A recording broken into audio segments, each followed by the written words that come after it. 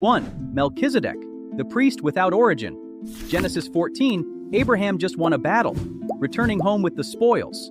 Out of nowhere appears Melchizedek, king of Salem, priest of God Most High. He brings bread and wine, blesses Abraham. Abraham gives him a tenth of everything. Then he vanishes. No backstory, no family line, no death recorded. But Hebrews chapter 7 explodes this mystery wider. Without father, without mother, without genealogy, having neither beginning of days nor end of life. What? Every other priest had to prove their lineage. Not Melchizedek, he just is, a priest forever. And here's the bombshell. Jesus isn't a priest after Aaron's order, he's a priest after Melchizedek's order. Think about that. The entire Jewish priesthood, the Levites, the temple system. Jesus bypasses all of it. He connects to this mysterious figure who predates it all. Some theologians think Melchizedek was a Christophany, Jesus himself appearing to Abraham. Others say he was Shem, Noah's son, still alive. We don't know, that's the point. A priest king who exists outside time, outside genealogy, outside explanation. 2. The Nephilim and the sons of God. Genesis 6 drops a bomb and never explains it. The sons of God saw that the daughters of humans were beautiful, and they married any of them they chose. Their offspring, the Nephilim, giants, heroes of old, men of renown. Then God floods the entire planet. Who were these sons of God? Angels who abandoned heaven for human women? That's what the book of Enoch claims. The godly line of Seth intermarrying with Cain's wicked line? Some scholars argue this. Divine beings creating human-angel hybrids? Sounds like mythology, except it's in the Bible. And it gets weirder. Numbers 13 says the Nephilim were still around after the flood. The spies saw them in Canaan. We seemed like grasshoppers in our own eyes. How did they survive the flood? Were they a different group? The Bible doesn't say. It just drops this supernatural breeding program into history and moves on. No explanation, no clarification, just giants born from impossible unions. 3. Enoch, who never died. Every person in Genesis 5 has the same ending. And he died. Except one. Enoch. Enoch walked with God. Then he was no more, because God took him. Took him where? How? Why? The text doesn't say. He just vanishes at 365 years old. Only 2 people in the entire Bible skip death, Enoch and Elijah. But while Elijah gets a dramatic chariot of fire exit, Enoch just disappears. He was no more. What does walked with God mean that it leads to avoiding death entirely? Was he translated to heaven bodily, transformed, hidden somewhere? The book of Hebrews adds one detail. By faith, Enoch was taken up so that he should not see death. Jude mentions he prophesied about the Lord coming with thousands of holy ones, but that prophecy isn't in the Bible. Where did Jude get it? Enoch remains a mystery, a man so close to God that death couldn't touch him. 4. The Witch of Endor. 1 Samuel 28 tells the most disturbing story. King Saul, abandoned by God, desperate for guidance, seeks out a medium, a practice he himself had banned. "Bring up Samuel," he commands. She performs her ritual. Then she screams. Why? Because it actually worked.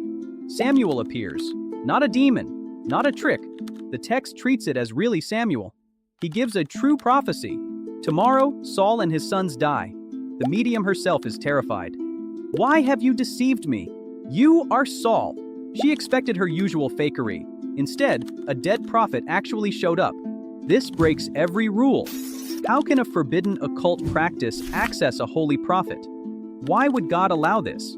Some say it wasn't really Samuel but a deceiving spirit.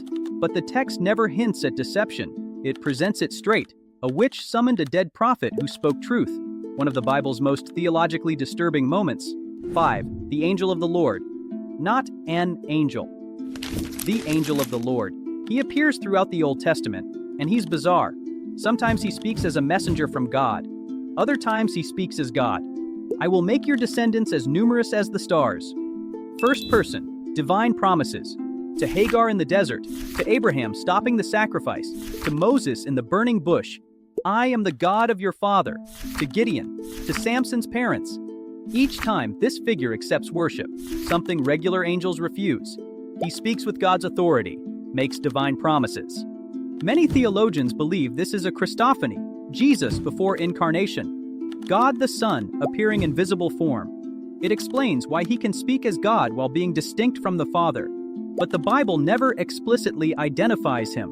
We're left with a figure who is somehow God and God's messenger simultaneously. A mystery hiding in plain sight. 6. Balaam's talking donkey. Numbers 22 gives us the Bible's only talking animal since Eden's serpent. Balaam, a prophet for hire, rides to curse Israel for money. An angel blocks the path with a drawn sword. The donkey sees it. Balaam doesn't. The donkey turns aside. Balaam beats it. 3 times this happens. Then, the Lord opened the donkey's mouth. Not inspired it, opened its mouth. The donkey speaks perfect rational sentences. What have I done to you to make you beat me 3 times? Am I not your own donkey, which you have always ridden? Have I been in the habit of doing this to you? Balaam argues back like this is normal. They have a full conversation about angelic visions, about faithful service, about unjust treatment. Only then does God open Balaam's eyes to see the angel. The donkey saw spiritual reality before the prophet, and God gave it speech to rebuke human blindness. No explanation. Just a donkey more spiritually aware than its master. 7. The Antichrist, the man of lawlessness, the beast, the son of perdition. Different names, same mystery. Daniel sees him as a little horn speaking blasphemies. Paul says he'll sit in God's temple claiming to be God. John gives him a number, 666. Revelation shows him rising from the sea with 10 horns and 7 heads. But who is he? A future political leader? A religious system? A spirit of rebellion already at work? The Bible gives clues but no clear identification. He'll perform signs and wonders, control global commerce, demand worship, lead the final rebellion against God. But his identity remains hidden. Every generation thinks they've identified him. Nero, the Pope, Hitler, various presidents, all wrong so far. The Bible keeps this ultimate enemy's identity secret. We know his actions, his fate, his number, but not his name. The greatest villain in prophecy remains masked until his appointed time. 8. The 2 witnesses. Revelation 11 describes 2 prophets who will prophesy for 1,260 days. They'll have power to shut the sky, turn water to blood, strike the earth with plagues. Anyone who tries to harm them gets consumed by fire from their mouths. Then the beast kills them. Their bodies lie in Jerusalem's streets for 3.5 days. The world celebrates. Then they resurrect and ascend to heaven. Who are they? Moses and Elijah returned? They have those exact powers. Enoch and Elijah, the 2 who never died? Makes sense they'd return to die. 2 unknown future prophets? The Bible doesn't say. It just describes these flame-throwing, plague-calling, death-defying preachers who will shake the planet, then die, then rise, then ascend.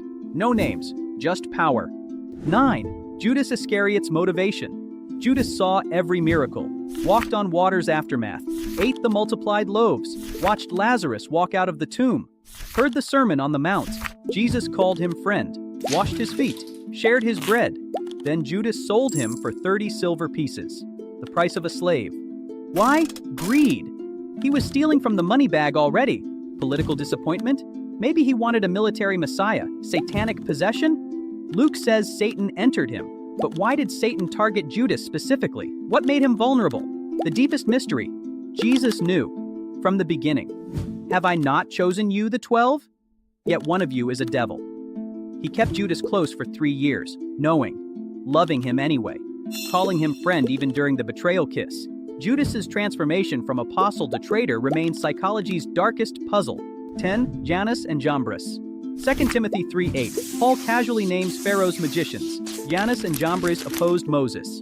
Problem: Exodus never names them. The Old Testament just says magicians and sorcerers. So where did Paul get these names? Jewish tradition, extra-biblical sources, stories passed down outside Scripture. Paul treats these names as fact, assuming his readers know them. It reveals a whole world of historical knowledge that existed alongside the Bible.